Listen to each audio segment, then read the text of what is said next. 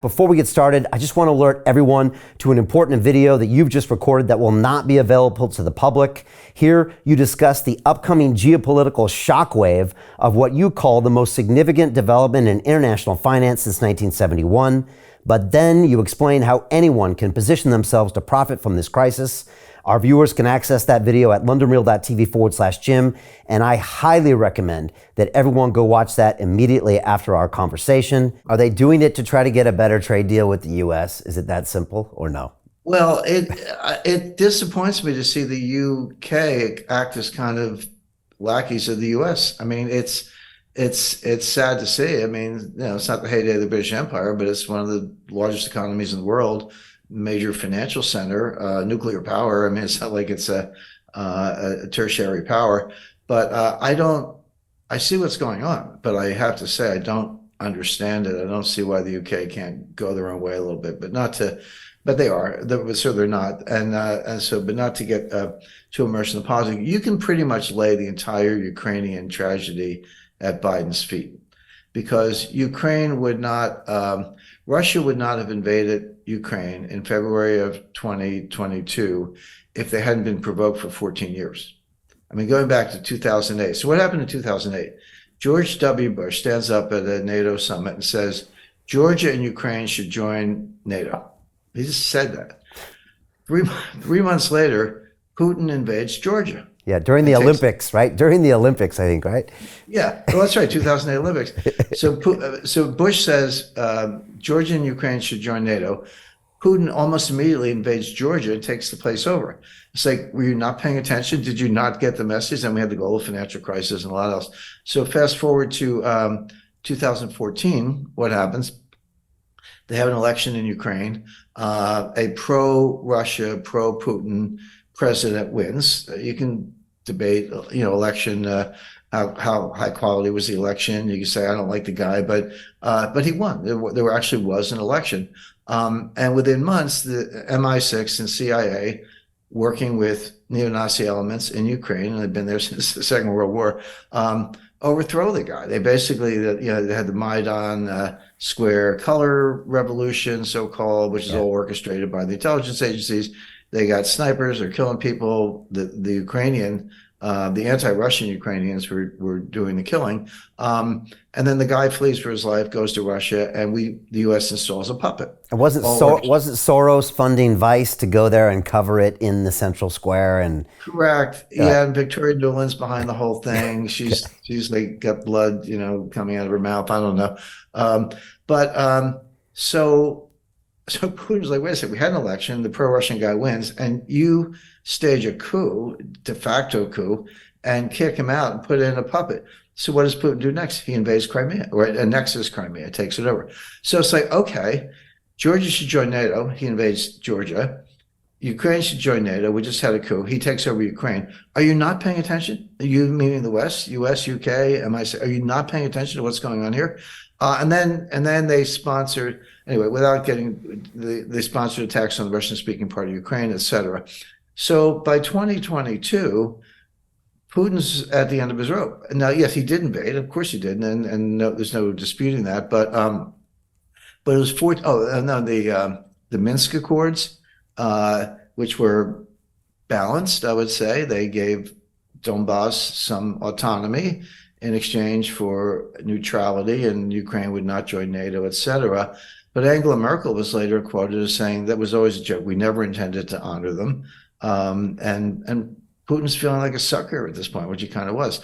So in other words, how many times can you poke the tiger in the eye before the tiger strikes? And that's the question.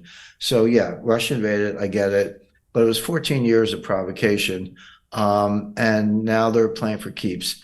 But the U.S. wanted this war because they were, and they are, delusional. They're like, yeah, bring it on, because Russia will be depleted. They'll get killed. They'll use up their armaments. They'll deplete their arsenals, their inventories. They'll spend a lot of money. We'll throw sanctions on them like crazy. They'll go broke. The Russians, there'll be unrest in Russia. We'll get rid of Moscow, we'll get rid of Putin, and we'll go all the way to Moscow and put Russia back where they were in the 90s with Boris Yeltsin and a bottle of vodka before breakfast.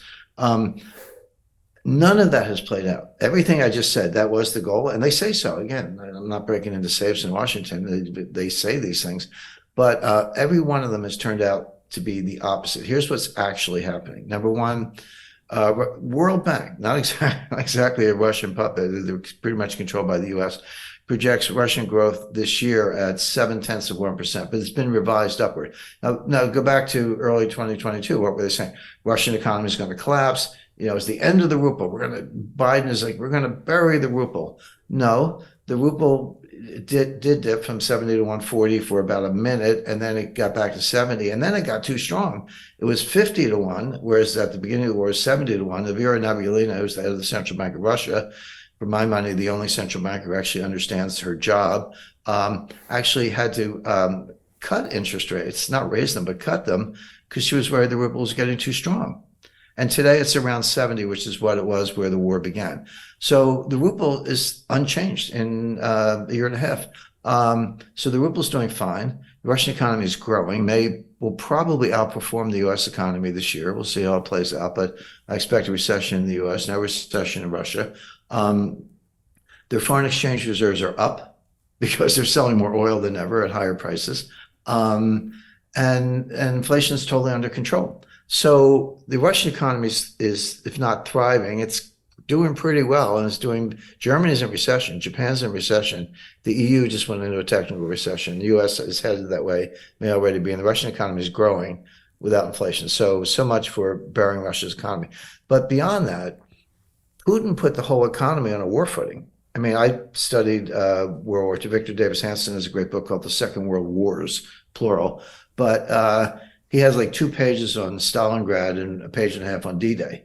The whole book, because there are thousands of books written on all those subjects, his book is about industrial production behind the war effort and how Henry Ford turned assembly lines from Fords to B-29s almost overnight, and how the Wehrmacht, they were the most lethal force in World War II. They would kill 2 or 3 Russians to 1 German on the Eastern Front, except Stalin, he killed 3 million, and Stalin would send 3 million more and 5 million more.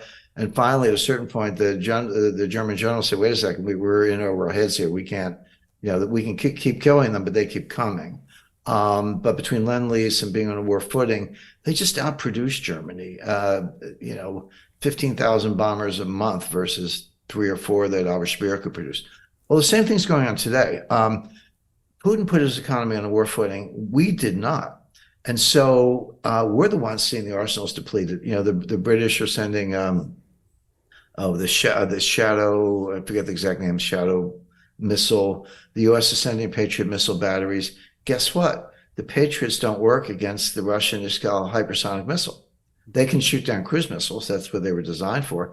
But the Russians aren't shooting cruise missiles. They're shooting hypersonic missiles, and they're blowing up the Patriots. So the other day, Zelensky said, we need more Patriots. Yeah, that's because we sent you 3 large batteries, or $1 billion a piece, and one of them's destroyed, and the other 2 are on the way to being destroyed. So Jim Rickards has just recorded a video that's not available to anyone in the public, and he's going to be talking about how this upcoming recession is going to be fast, it's going to be bloody, it's going to be nasty. But at the same time, he's going to show you how you can position yourself to profit from all of this chaos. Now, we've made this video only available to our viewers. Go to londonreal.tv/Jim. Watch that immediately. I can't say enough good things about Jim Rickards. He understands the global economic system better than any guest I've ever had on London Real. His predictions are almost uncannily true, and you can learn how to profit from his vision, from his expertise, and his understanding of economics. So go to londonreal.tv/Jim or click the link below. It's an excellent, excellent look on what's going to happen in the future and how you can position yourself to profit from that. Jim is one of the best in the business, one of my favorite guests on London Real, and he's very, very good at predicting the future and showing us all to profit from it. So click the link, and I hope you enjoy.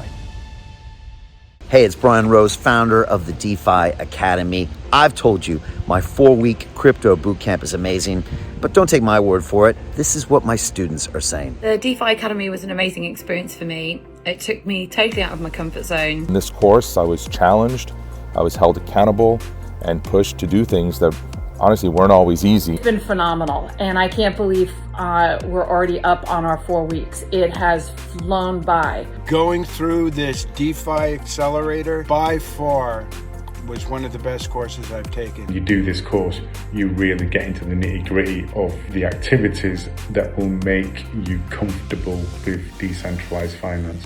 Thank you so much to Brian and everyone at London Real and the DeFi Academy for even putting together an amazing course like this. Anybody else that wants to do it, please sign up. It is well worth the money.